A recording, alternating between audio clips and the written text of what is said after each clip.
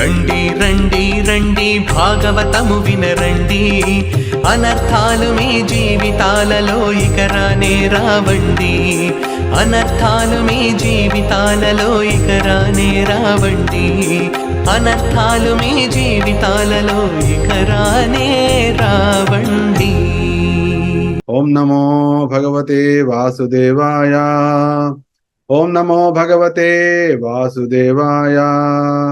ఓం అజ్ఞానతిమిరాంధస్య జ్ఞానాంజనశలాకయా చక్షురున్మీలితం येन తస్మై శ్రీ గురవే నమః. మూకం కరోతి వాచాలం పంగుం లంఘయతే గిరిం యత్కృపాతమహం వందే శ్రీగురుం దీనతారిణం. శ్రీచైతన్యమనోభీష్టం స్థాపితం येन భూతలే స్వయం రూపకదా మహ్యం దదాతి స్వపదాంతికం. వందేహం శ్రీగురో సీతపదకమలం శ్రీగురోర్న వైష్ణవాంశ్చ శ్రీరూపం సాగ్రజాతం సాగన రఘునాథాన్వితం తం సజీవం సాద్వైతం సావధూతం పరిజన సహితం కృష్ణ చైతన్య దేవం శ్రీ రాధా కృష్ణ పాదాన్ సహగణ లలితా శ్రీ విశాఖాన్వితాంశ్చ నమ ఓం విష్ణుపాదాయ కృష్ణ ప్రేష్ఠాయ భూతలే శ్రీమతే భక్తి వేదాంత స్వామినితి నామ నమస్తే సారస్వతే దేవే గౌరవాణి ప్రచారిణే నిర్విశేష శూన్యవాది పాశ్చాత్య దేశతారిణే. हे कृष्ण करुणा सिंधो दीनबंधो जगतपते गोपेश गोपिका कांत राधा कांत नमोस्तुते तप्त कांचन गौरांगी राधे वृंदावनेश्वरी वृषभानुसुते देवी प्रणमामि हरिप्रिये. वाञ्छाकल्पतरुभ्यश्च कृपा सिन्धुभ्य एव च पतितानां पावनेभ्यो वैष्णवेभ्यो नमो नमः. जय श्री कृष्ण चैतन्य प्रभु नित्यानंद श्री अद्वैत गदाधर श्रीवासादि गौरभक्तवृंद. हरे कृष्णा कृष्णा कृष्णा हरे हरे, हरे राम राम राम हरे हरे. नारायणं नमस्कृत्य नरं चैव नरोत्तमं देवीं सरस्वतीं व्यासं ततो जयमुदीरये नष्टप्रायेषु अभद्रेषु. नित्यं भागवत सेवया भगवती उत्तम श्लोके भक्तिर्भवति नैष्टिकी. భాగవత బంధువులందరికీ ప్రేమపూర్వకమైన ఆహ్వానం, హృదయపూర్వకమైన ఆహ్వానం. భాగవత కథాశ్రవణం నిశ్చయంగా పరమ మంగళమైంది, అందరూ కూడా అభిలషించదగినది. ఎందుకంటే ఈ కలియుగంలో సమస్త భయాలకి, సమస్త అవరోధాలకి, తర్వాత సమస్త బంధాలకి విరుగుడు, మోహాలకి విరుగుడు భాగవతం మాత్రమే. తర్వాత మానవులకు ఉండే సమస్త అనర్థాలు తొలగడానికి ఏకైక మార్గము శ్రీకృష్ణ భక్తి మాత్రమే. అయితే ఈ జగత్తులో జనులు దుఃఖాలు అనుభవించడానికి వస్తారు కాబట్టి వారికి నేరుగా భగవద్భక్తి, వారికి నేరుగా కృష్ణ భక్తి లభించే అవకాశాలు చాలా తక్కువగా ఉంటాయి. కాబట్టి లభించినటువంటి ఆ కృష్ణ భక్తిని చాలా జాగ్రత్తగా, చాలా ఓపికగా, చాలా శ్రద్ధతోటి, సావధానంగా దాన్ని వృద్ధి చేసుకుంటూ ఉండాలి. దానికి ఈ మొట్టమొదటి కార్యక్రమం శ్రవణము, తర్వాత కీర్తనం. ఈ రెండు కార్యక్రమాలను స్పష్టంగా తీసుకోవాలి. తద్వారా ఏదైతే దుర్లభంగా లభించిందో, మానవ జన్మ కూడా దుర్లభమే, తర్వాత కృష్ణ భక్తి ఇంకా దుర్లభం, ఇంకా దుర్లభం. మనకు అనిపిస్తుండవచ్చు ఇప్పుడు లక్షలాది మంది ఇప్పుడు కృష్ణ కాన్షియస్ లో ఉన్నారు అనొచ్చు, కానీ అందరికి కూడా సంపూర్ణమైనటువంటి ఏదైతే భగవద్భక్తి భాగవతంలో చెప్పబడిందో, రూపాలు వారు చెప్పారు, అది పూర్తిగా ఉండొచ్చు, ఉండకపోవచ్చు. కానీ మొత్తానికి ప్రయాణం ప్రారంభించారు కాబట్టి వాళ్ళు ధన్యాత్ములే, పుణ్యాత్ములే. ముఖ్యంగా ఇప్పుడు దానికి ఒక చిన్న పరీక్ష లాంటిది. మనం విశుద్ధ భక్తిలో ఉన్నామా, మా మార్గంలో ఉన్నామా అని తెలుసుకోవడానికి చిన్న పరీక్ష ఏమిటి అంటే, ఈరోజు మహాలయ అమావాస్య, అంటే పితృపక్షాలు పూర్తయ్యే రోజు ఇవాళ. రేపటి నుంచి నవరాత్రులు ప్రారంభమైతే 10వ రోజు మనకు విజయదశమి, అది రామచంద్ర విజయోత్సవం. ఈ విధంగా వస్తున్న తర్వాత మనకు దీపావళి కార్యక్రమాలన్నీ వస్తుంటాయి. అయితే ఈ 15 రోజులు అందరూ కూడా తమ పితృదేవతను పూజించడానికి, లేకపోతే వాళ్ళకి తర్పణాలు విడిచిపెట్టడానికి, లేకపోతే ఏదో ప్రయత్నాలు చేస్తూ ఉంటారు, చేయాలి కూడా. అయితే విశుద్ధ కృష్ణ భక్తిలోకి వచ్చిన వారు అందులో దేవర్షి భూతాప్త నృణాం పితॄణాం నకింకరో నాయ రుణీచరాజన్ సర్వాత్మనాయ శరణం శరణ్యం గతో ముకుందం పరిహృత్య కర్తుం అని స్పష్టంగా మనకు భాగవతంలో చెప్పబడింది. ఇది చాలా ముఖ్యమైన విషయం. ఇది మనము 100% పాటిస్తున్నామా? పాటిస్తుంటే మనం భాగవత విధిలో, విశుద్ధ భాగవత విధిలో మనం ఉన్నట్టు. దేవర్షి భూతాప్త నృణాం పితృణాం నకింకరో నాయ రుణీచరాజన్. మనిషిగా పుట్టినవాడు ఉత్తమమైనటువంటి వైష్ణవ పద్ధతిని, ఉత్తమమైన భక్తి మార్గాన్ని, కృష్ణ భక్తి మార్గాన్ని చేపట్టకపోతే అతడు అందరూ దేవతలకి, ఋషులకి, తర్వాత దేవర్షి భూత ఆప్త నృణ పితృణ, అతడు దేవతలకి, తర్వాత ఋషులకి, తర్వాత పితృదేవతలకి, వీరందరికీ కూడా రుణి అవుతాడు. ఎందుకంటే పితరులు ఉన్నారు కాబట్టి మనం కూడా ఉన్నాం కాబట్టి మానవ జన్మ వచ్చినందుకు వారి రుణాన్ని తీర్చుకోవాలి అని శాస్త్రం చెప్తోంది. ఋషి రుణము, దేవతా రుణము, పితృ రుణము ఇది తప్పకుండా తీర్చుకోవాలి. అయితే ఎవరైతే కృష్ణ భక్తిలోకి వచ్చారో అంటే ఏంటి, నేరుగా వృక్షం యొక్క మూలానికి వచ్చినట్టు వారు. నేరుగా వృక్షం యొక్క మూలానికి వచ్చిన వారి మూలానికి నీళ్లు పోస్తే ఆ చెట్టు మీద ఉన్నటువంటి, ఆ చెట్టుకున్నటువంటి వేలాది ఆకులన్నీ కూడా, వీళ్ళ కొమ్మలు, రెమ్మలు, ఫలాలు, పుష్పాలు అన్నిటికీ కూడా పుష్టి చేకూరుతుంది. కానీ ఎప్పుడైతే మనము ఆ ఆకులకు, కొమ్మలకు, రెమ్మలకి, పూలకి, పళ్ళకి అన్నిటికీ నీళ్లు డైరెక్ట్ గా అందించే ప్రయత్నం చేస్తే అవి నిగనిగలాడుతూ కనిపించవచ్చు కాసేపు, కానీ కొంతకాలానికి అవి ఎండిపోతాయి. ఎందుకంటే వాటికి పుష్టి చేకూరలేదు. ఎందుకంటే మూలానికి అయితే ఏ విధంగా నీళ్లు ఇవ్వాలో అక్కడ ఇవ్వకుండా వాటికి ఇచ్చే ప్రయత్నం చేస్తున్నాం. ఇది అందరికీ తెలిసే విషయం కాదు. కాబట్టి వారికి తోచిన విధంగా, వారికి ఎవరైతే చెప్తారో ఆ విధంగా చేస్తూ వస్తుంటారు. కాబట్టి వారికి దాని వలన కలిగే ఫలితము అల్పంగా ఉండవచ్చు. కానీ ఎవరైతే వైష్ణవ సంప్రదాయంలో భాగవత విధిలో, భాగవత ప్రకారం ప్రయాణిస్తుంటారో వారు మాత్రం ఓకే, నేను శ్రీకృష్ణునే సంపూర్ణంగా శరణు వేయడానికి దేవాదేవుడు శ్రీకృష్ణ భగవానుడే మత్త పరతరం నాణ్యత్ కించిదస్తి ధనంజయ మై సర్వమిదం ప్రోతం సూత్రేమణి స్పష్టంగా శ్రీకృష్ణ భగవద్గీతలో చెప్పాడు. కాబట్టి ఏ విధంగా అయితే మణులన్నీ కూడా సూత్రంలో ఒక పెద్ద దండ ఉంది, ముత్యాల దండ ఉంది. ఆ ముత్యాల దండ లోపల కనుక చూస్తే పూసల దండ ఉంది. ఆ దండలో అవన్నీ నిలబడి ఉన్నాయి అంటే కనిపించకుండా దానిలో ఓతప్రోతమై ఉన్నటువంటి ఒక దారం ఉంది. ఆ దారం మీద ఆధారపడి అవన్నీ మనకు పొలుసు అవన్నీ మనకు కనిపిస్తున్నాయి. అదే విధంగా ఈ జగత్తు మీద నడుస్తోంది అంటే మనకు బాహ్యానికి ఫలానా వ్యక్తులు లేదా ఫలానా దేవి దేవతలు, పితృదేవతలు కనిపిస్తూ ఉండవచ్చు. కానీ గీతా జ్ఞానం తెలిసిన వారు, భాగవత జ్ఞానం తెలిసిన వారు, వైష్ణవ పద్ధతిలో, వైష్ణవ ధర్మంలో, భాగవత ధర్మంలోకి నెలకొన్నవారు, ఈ భాగవత ధర్మాన్ని ప్రచారం చేసే మహానుభావులు ఉన్నారు. అంటే బ్రహ్మదేవుల వారు, తర్వాత నారదుల వారు, వీళ్ళందరూ కూడా ఈ వైష్ణవ ధర్మాన్ని, భాగవత ధర్మాన్ని ప్రచారం చేసేటువంటి మహాభాగవతులు, ఈ మహానుభావులు. వారి మార్గంలో మనం చరించాలి. వ్యాసదేవుల వారు, శుకదేవులు, వీళ్ళందరూ కూడా ఈ మార్గంలో మనం ప్రయాణించినప్పుడు ఇవన్నీ కూడా మనకు అన్వయించవు. ఇవన్నీ ఏదైతే 15 రోజులు పితృపక్షాలు, రకరకాలు అవి ప్రయత్నాలు చేస్తుంటారు, భక్తిలో వచ్చినప్పటికీ చేస్తుంటారు. అంటే ఏంటి, సంపూర్ణమైనటువంటి కృష్ణ భక్తి, సంపూర్ణమైనటువంటి అవగాహన రాలేదు అని అర్థం. అప్పుడు వాళ్ళు చేసేటువంటి ఏదైతే హరినామం ఉంటుందో అది విశుద్ధ హరినామం. సాధారణంగా అందరికీ ఇది చాలా డౌట్ వస్తుంటుంది. విశుద్ధ హరినామం అంటే ఏంటండి, నామాభాసం అంటే ఏంటండి అని రకరకాలుగా వాడు సందేహంలో పడుతుంటారు. ఎప్పుడైతే సాధకుడు, వైష్ణవుడు, భక్తుడు శ్రీకృష్ణుడే నాకు సర్వస్వము, నేను శ్రీకృష్ణుడికి దాసుణ్ణి అని పూర్తిగా విశ్వసించి, త్రికరణ శుద్ధిగా విశ్వసించి, మిగతా ఏ విషయాలను కూడా, మిగతా ఏ పద్ధతులను కూడా, మిగతా ఏ మార్గాలను కూడా, అంటే ఆ మార్గాన్ని గౌరవిస్తుండవచ్చు కానీ ఆ మార్గంలో నడవడు.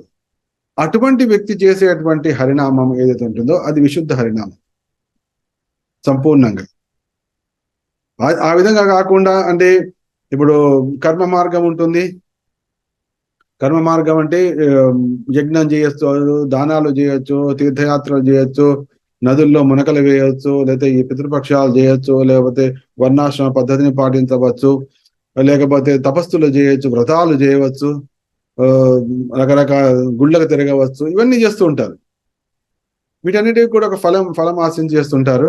అయితే ఆ వీటన్నిటికీ ఈ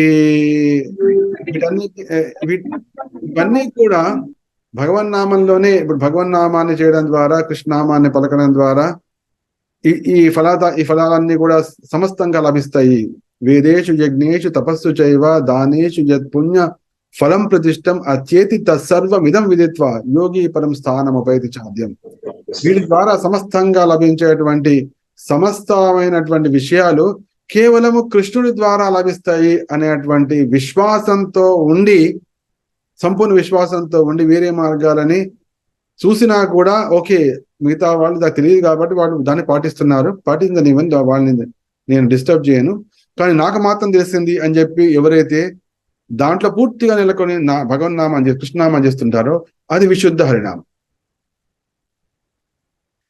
ఆ విధంగా కాకుండా అవును ఇప్పుడు పితృపక్షాలు కాబట్టి నేను ఇది పితృదేవత గురించి ఆలోచిస్తాను, లేకపోతే వాళ్ళకి తర్పణాలు వదులుతాను, లేకపోతే ఫలానా అది వచ్చింది కాబట్టి ఇప్పుడు పుష్కరం వచ్చింది కాబట్టి వెళ్ళి అక్కడ మునకలు వేస్తాను, ఇప్పుడు వెళ్ళి తీర్థాలు, ఈ విధంగా రకరకాల ఊహిస్తుంటే అది సంపూర్ణమైనటువంటిది. కాబట్టి ఏదో ఒక నాటికి మనము ఈ విశుద్ధ భక్తిలోకి, విశుద్ధ నామంలోకి రావాలి. ఎందుకంటే నామం ఒకటి, భగవన్నామం ఒకటే, కృష్ణనామం ఒకటే. ఈ జగత్తులో మనం రక్షించేది, శాశ్వతంగా ఉన్నది అదొకటే. మిగతా ఏది కూడా మనం ఈ జగత్తులో సాధించేవి కూడా శాశ్వతంగా ఉండవు. కానీ భగవన్నామం మాత్రం శాశ్వతమైనది. అది శాశ్వతమైన దాన్ని సంపూర్ణమైన తత్వంతో మనం ఉండాలి అంటే దానికి మార్గం ఏమిటంటే శ్రీకృష్ణుడే సర్వస్వము, నేను శ్రీకృష్ణ దాసుని అని కృష్ణుడితో సంబంధాన్ని తెలుసుకొని మిగతా సంబంధాల గురించి ఆలోచించకుండా ఎవరైతే భగవన్నామ కృష్ణనామాన్ని చేస్తుంటారో అదే విశుద్ధ హరినామము. ఇక అన్నిటితో పాటు వీటి కూడా చేస్తుంటే అది నామాభాసం. తర్వాత అపరాధాలతో చేస్తుంటే అపరాధాలతో కూడినటువంటి భగవన్. ఈ ముఖ్యమైనటువంటి విషయాన్ని మీరందరూ తెలుసుకోవాలనే సంకల్పంతో ఈ విషయం చెప్పడం జరిగింది. ఇక మన కథా విషయంలోకి వస్తే ఇవాళ మనము ఉత్తమ వైష్ణవుడుగా కావడానికి ఉపదేశాల గురించి వింటున్నాం. మనం వాచోవేగం గురించి చర్చించాము. తర్వాత రూపగోస్వామి వారు చెప్పినటువంటి ఇంకొక 2 విషయాలు ఏమిటంటే మనస్సు వేగము, తర్వాత క్రోధ వేగము. ఎవరైతే అంటే ఈ వాచోవేగము తర్వాత మనస్సు వేగం అంటే ఏంటి అంటే మనస్సు పరిపరి విధాలుగా వెళ్ళడం, మనసు పరిపరి విధాలుగా వెళ్ళడమే మనోవేగము.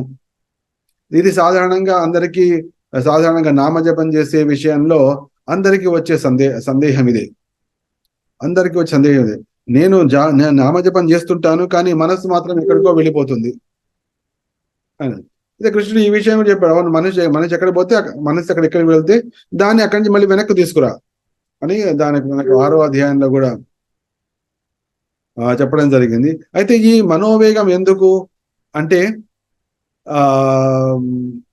రకరకాలమైనటువంటి కోరికలు ఉన్నాయి, రకరకాల సంకల్పాలు ఉన్నాయి. ఉండనివ్వండి, మంచిదే, అది దానిలో ఎటువంటి సందేహం లేదు. కోరికలు ఉండడము మానవ సహజము, ఆత్మ సచేతనమైంది కాబట్టి దానికి ఆలోచన కలుగుతుంది.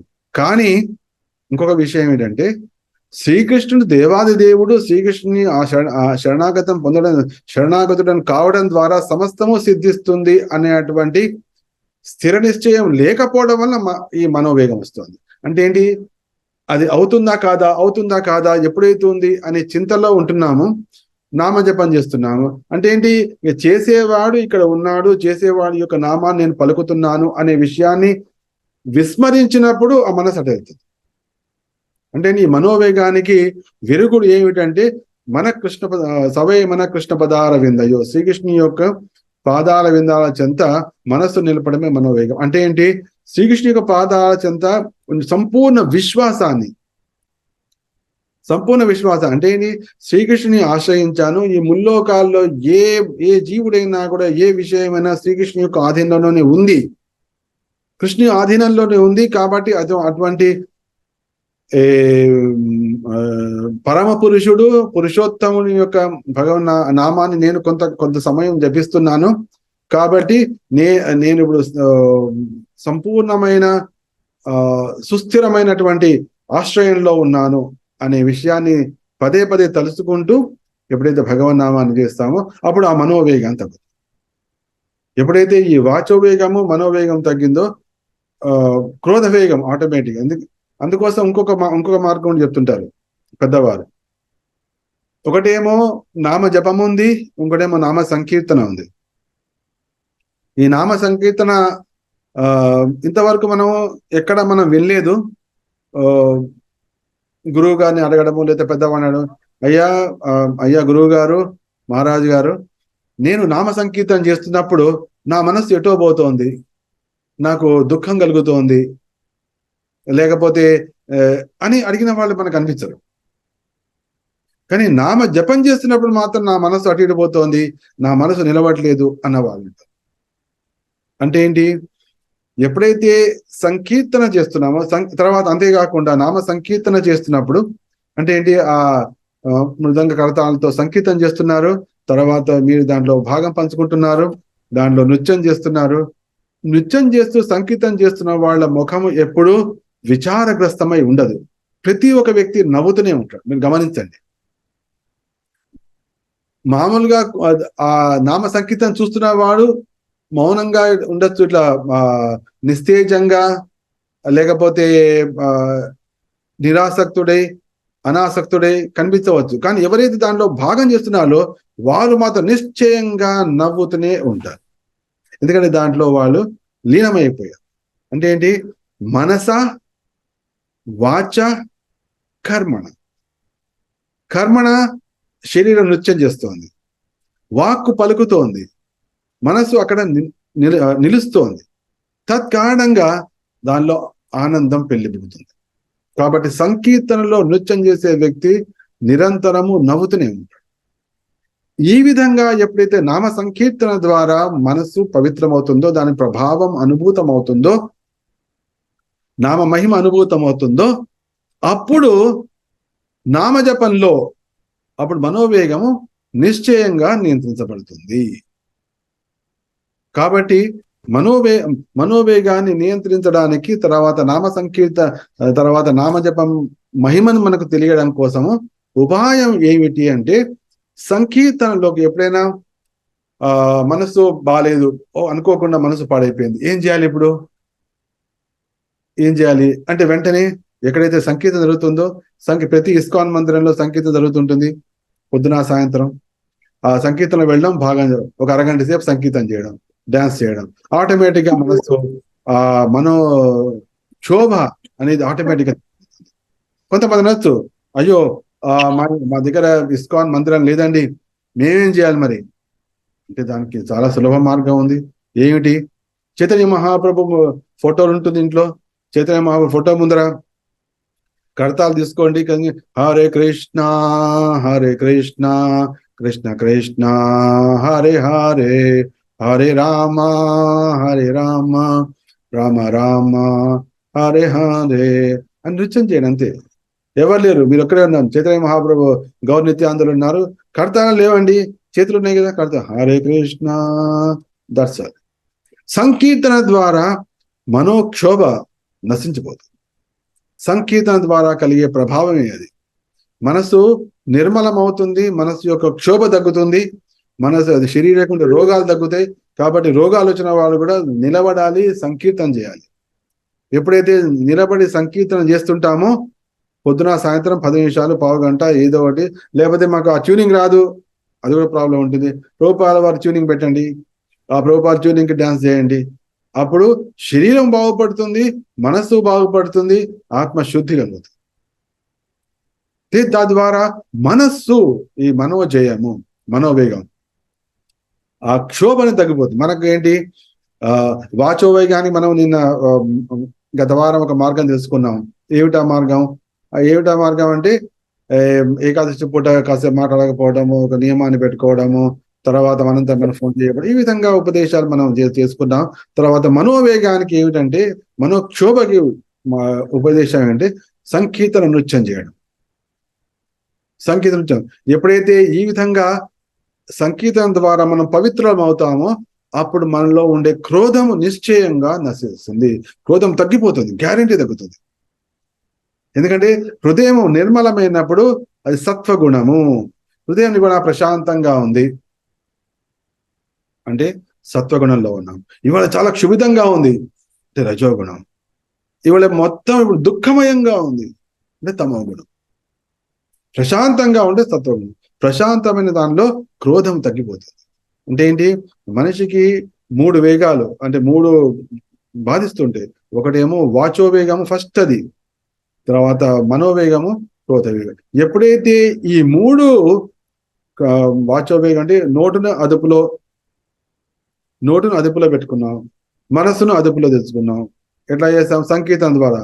మనసు క్షుభితం అవుతోంది, మనసు చంచలమైపోతుంది, అప్పుడు మన సంకీర్తనలో పాల్గొంటుంది. ప్రయత్నంతో పాటు వెళ్ళాలి, ప్రయత్నంతో పాటు చేయాలి.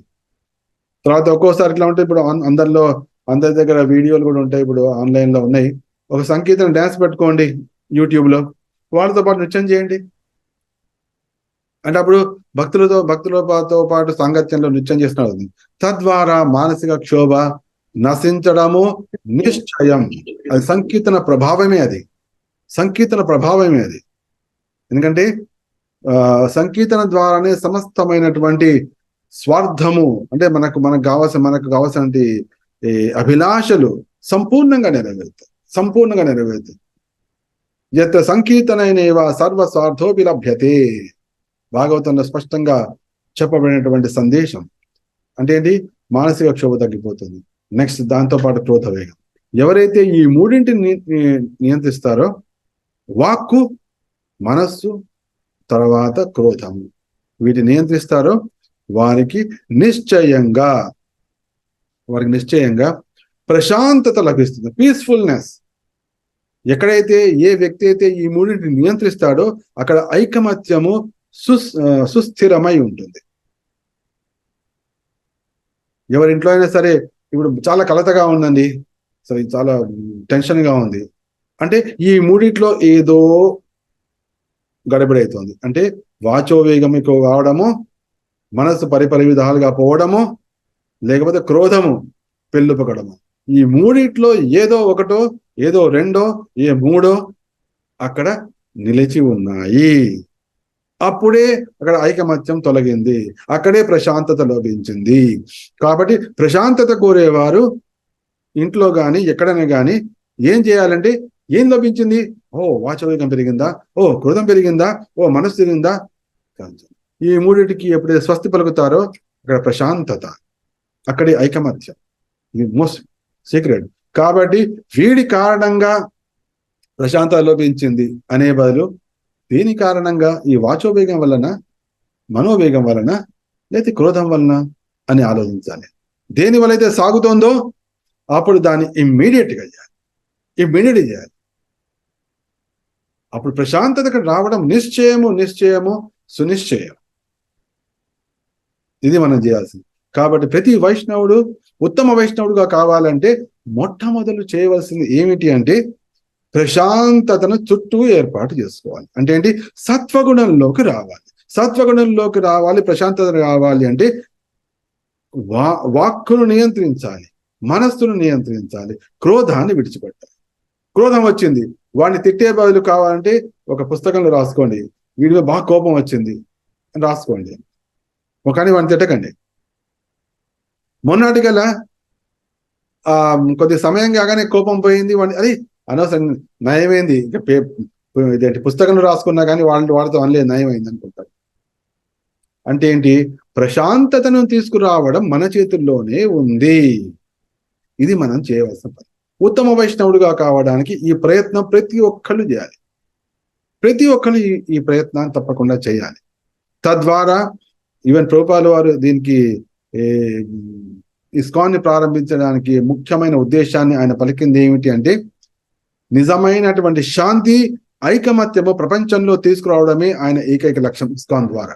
కాబట్టి ఇస్కాన్ సభ్యులందరూ ఎవరైతే ప్రభుపాల వారి మార్గదర్శనం నడుస్తున్నారో వాళ్ళందరూ కూడా నిశ్చయంగా ప్రయత్నించవలసింది అంటే వాక్కును నియంత్రించడము, మనస్సును నియంత్రించడము, క్రోధాన్ని నియంత్రించడం. ఈ 3 తప్పకుండా చేయాలి. తద్వారా రోగాలు ఆటోమేటిక్ తగ్గిపోతాయి. ఎందుకంటే మనస్సు క్షమితమైనప్పుడే రోగాలు వస్తాయి, మనస్సు బాలేనప్పుడే రోగాలు వస్తాయి. తెలుసుకోండి శుభారాణి. ఫస్ట్ మనస్సు ఇందాక అడిగాకు ప్రభుజీ ఆరోగ్యం బాగోట్లేదు, మనస్సును కంట్రోల్ చేయండి, మనస్సును కూల్ చేసుకోండి ఏదో విధంగా. అది సంకీర్తన ద్వారానో, లేకపోతే భగవంతుడి ముందర కూర్చోవడం ద్వారానో, లేకపోతే భాగవతం వినడం ద్వారానో, భక్తులతో పిలిచి వాళ్ళతో కాసేపు చర్చలు చేయడం, ఏదో ఒక విధంగా మనస్సును కూల్ చేసేసుకోవాలి. ఏ విధంగా అయితే ఇప్పుడు జ్వరం వచ్చింది, శరీరం ఉష్ణోగ్రత పెరిగిపోతుంది, అప్పుడు ఏం చేస్తారు, తల మీద పట్టేసుకుంటారు, మంచిలు తాగుతారు, ఒళ్ళంతా తడి బట్టలతో చేసి somehow cool cool cool cool ఈ విధంగా చేస్తుంటారు. అదే విధంగా మానసిక క్షుభితం ఉన్నప్పుడు ఏదో ఒక ప్రయత్నంతో మనసును కంట్రోల్ చేసుకోవాలి, మనసు కూల్ చేసేసుకోవాలి, నార్మల్ అయిపోవాలి. అప్పుడు రోగం బారిన పడకుండా ఉంటాం. ఇది ఎవరైతే ప్రయత్నిస్తారో ఇది వాళ్ళకు రోగాలు ఎప్పటికీ రావు. ఒకవేళ వచ్చినా కూడా చాలా సులభంగా, చాలా శీఘ్రంగా అది తొలగిపోతుంది. ఇది నేను ఈరోజు ఉత్తమ వైష్ణవుడిగా కావడానికి ఉపదేశాలు అనే విషయంలో నేను వివరించినటువంటి 2 ముఖ్యమైన విషయాలు. ఒకటేమో ఆల్రెడీ మనం చర్చించాము, అదేమో వాక్కును నియంత్రించడం. ఇప్పుడు నెక్స్ట్ ఇవాళ చెప్పింది ఏంటి, మనస్సును నిగ్రహించాలి. మనస్సు క్షుభితమైతే ఏదో ఒక ప్రయత్నంతో దాన్ని వెనక్కు పట్టి రావాలి, దాన్ని నార్మలైజ్ చేయాలి. దాన్ని ఆ విధంగానే దానికి అగ్నికి ఆజ్యం పోసినట్టు, అంటే మంటల్లో నెయ్యిని పోసినట్టు చేయకూడదు, దాన్ని కూల్ చేయాలి, కూల్ చేసేయాలి, ఏదో విధంగా చేయాలి.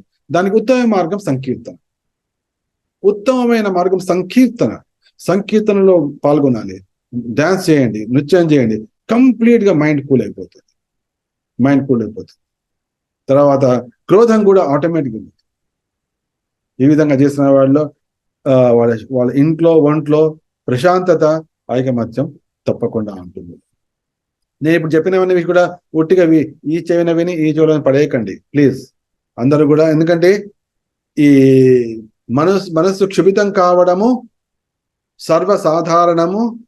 తర్వాత అది జీవితం ఉన్నంత వరకు మనస్సు క్షుభితం అవుతూనే ఉంటుంది. కాబట్టి ప్రయత్నపూర్వకంగా, బుద్ధిపూర్వకంగా, ఆత్మశక్తితోటి దాన్ని తొలగించుకునే ప్రయత్నం చేయాలి. అలా చేస్తున్న కొద్దీ కొంతకాలానికి మనస్సు క్షుభితం కావడమే అది మానేస్తుంది. ఎందుకంటే తెలుసు ఎట్లాగూ, ఎందుకంటే మనకు ఈ సమస్త సమస్యలను నివారించేటువంటి శ్రీకృష్ణుని యొక్క పాదపద్మాలు మన దగ్గర ఉన్నాయి. తర్వాత శ్రీకృష్ణుని యొక్క పాదాశ్రయాన్ని కలిగించేటువంటి గురువు గారి ఆశ్రయము, ఆ తర్వాత ఆశీర్వాదం మన దగ్గర ఉంది అనే విషయం తెలిసినప్పుడు ఆ సంఘటన జరిగినా కూడా మనసు క్షుభితం కాదు. కానీ ఆ స్థితికి రావడం కోసం ప్రయత్నం చేయాల్సి వస్తుంది. ఓకే, ఈ యొక్క జన్మలోనే కదా, వచ్చే జన్మలో కాదు కదా అంటే కాదు, అది వచ్చే జన్మలో కూడా మళ్ళీ సేమ్ అట్లాగే ఉంటుంది. ఏ జన్మలో అయినా, ఏ రోజులో అయినా, ఏ లోకంలో అయినా ఇది తప్పదు. ఓన్లీ గోలోకంలో మాత్రమే, భగవద్ధామంలో మాత్రమే. ఎందుకంటే అక్కడ కేవలము ఆనందం మాత్రమే ఉంది. సత్ చిత్ ఆనందం అక్కడ మాత్రమే ఉంది. ఇక్కడ ఆనందం కొద్దిగా ఉంటుంది, శోభ ఎక్కువగా ఉంటుంది, ఆనందం కొద్దిగా ఉంటుంది. అక్కడ భగవత్ ప్రాప్తిలో, భగవద్ధామంలో శోభ ఇసుమంతేనా ఉండదు, ఆనందం సంపూర్ణంగా ఉంటుంది. ఇది తేడా. కాబట్టి దీన్ని ప్రయత్నపూర్వకంగా చేయవలసి ఉంటుంది.